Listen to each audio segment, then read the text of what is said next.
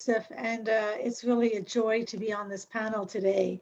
Um, wow, it's World Refugee Day, and I am a daughter of somebody who came to Canada as a refugee. My father was a Holocaust survivor, and the UN declared that he and his family were refugees before they came to Canada. So I feel that I'm in a very special place speaking with these wonderful speakers, and I find listening to all of them, I hear a lot of stories that are very similar to the work we do at JIAS. So first of all, I think that the people that came together today, while we might come from different backgrounds and live in different cities, we all work in sacred spaces where we have a deep caring and love to help others. And I think we oftentimes focus on our differences, but this ability to want to come together to do good and to help others in need is really something that binds us in a way, as Mufti Asim said, it brings us when we're helping the vulnerable. I think it really elevates all of us. There are a lot of lessons that we can learn from each other. And when I was listening to Mary Point speak from the Indigenous lens, the Indigenous ways of knowing and their knowledge really teaches us a lot about building community and respecting each group for their individuality and their cultures. And this is what we do every day at JIAS Toronto. We were founded close to 99 years ago to help refugees that were fleeing Europe from persecution, Jewish people leaving primarily Eastern Europe. Today, close to 100 years later, we help refugees from around the world trying to find a safe haven, which we're so proud of, that is Canada. The lessons that we've learned from the refugees that came to Canada after the Holocaust are the refugees who've gone through the traumas that they have, and many of them are still going through trauma. They need to have three things to really help adapt in their new place in a healthy way. They need a sense of safety, they need a sense of control, and they need to feel like they've got an opportunity to make choices. And we use this trauma-informed lens in all the work that we do, in all the programming we do, and all the support we do. I think as one of the speakers was saying that while we focus on the vulnerability of the refugees, there is tremendous resilience in the people that we see, tremendous hope for the future. And I can say with full certainty that every single one of our staff members and our volunteers that work with the refugee community all feel elevated because of the work that they do, and they become better versions of themselves. And in many ways, I think the type of Canadian that they want to be. The work that we do, while we have an incredible team of frontline workers that support refugees, and whether it's the people that we have that through the process of actually helping the sponsorship of refugees to helping people before they come here and the families that come here once they're here. And we do a lot of work with government assisted refugees, the GARs. One of the things that's very clear is that we can't do this alone. We are highly dependent on the incredible support we get from volunteers to support these families. And this is really what I call the welcome wagon, these communities that come together. And I love the fact that we've got one group we work with that has 105 people on their WhatsApp group. That when we have an ask from a volunteer, they post it on that WhatsApp group, and within 5 or 10 minutes, somebody is there willing to come and to help. And it's really quite incredible. And what happens is we're forming champions across Ontario to help each other.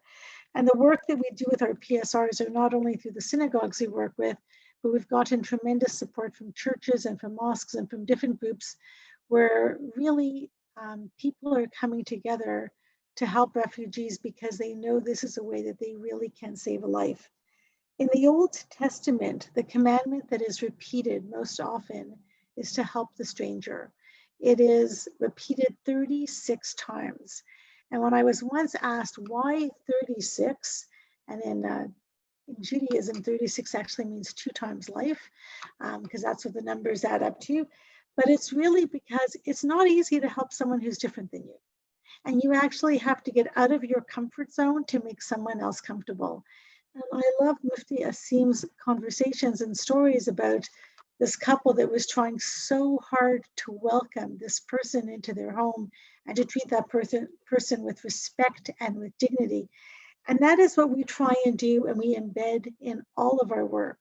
From planning a program to planning any activity with all of our clients, we bring in the values of looking at the respect of the individual, valuing the individual for themselves and for their viewpoints and for their choices that they've made, and trying to look at the holistic needs of our clients. One of the conversations that was talked about earlier was about COVID and how do we work with communities that really recognize the unique aspects of the communities. And we're really honored with the work not only do with all of our clients, but with the Yazidi population that we've been supporting. It's a bit more of a challenging community to support because the government isn't translating any of the vaccine information into Kurmanji. Many of our clients are illiterate, so they can't read Kurmanji.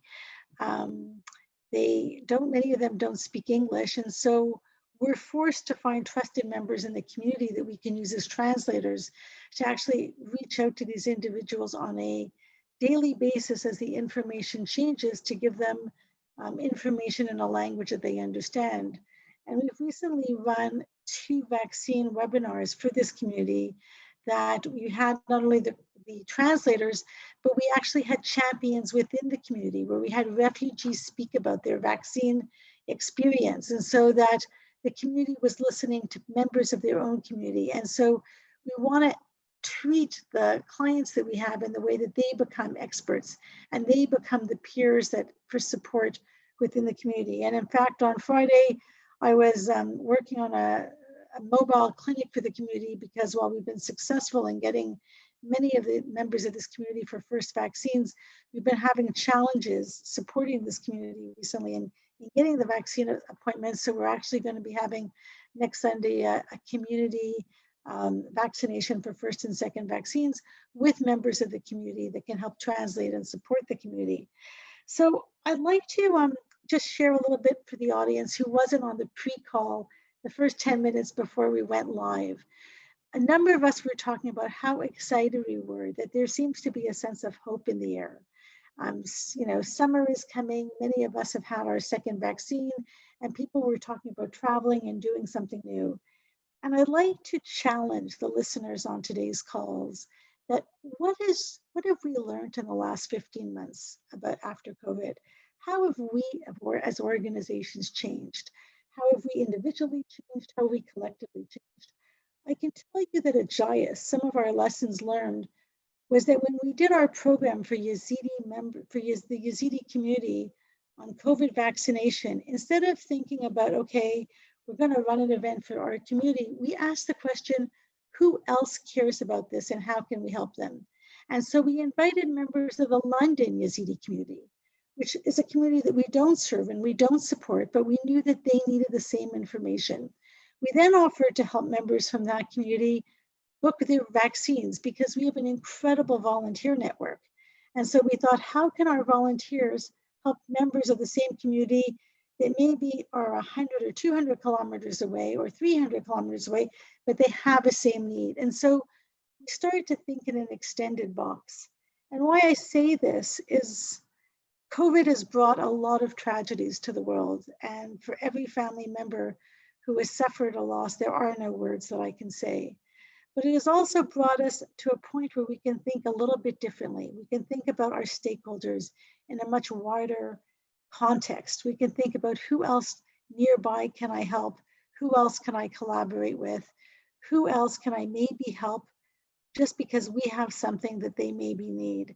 And I really see this as a sacred space where we can help everybody because we all come in with what was said earlier, with those holy intentions to do good. So next year is JIAS Toronto's 100th anniversary, and we're planning on celebrating it by sponsoring 100 refugees. So if people are interested in supporting and helping us in this, that would be great.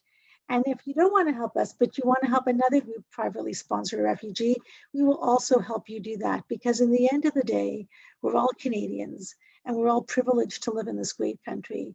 And anything that we can do to help anybody from coast to coast is really an honor. So thank you for letting me join you today.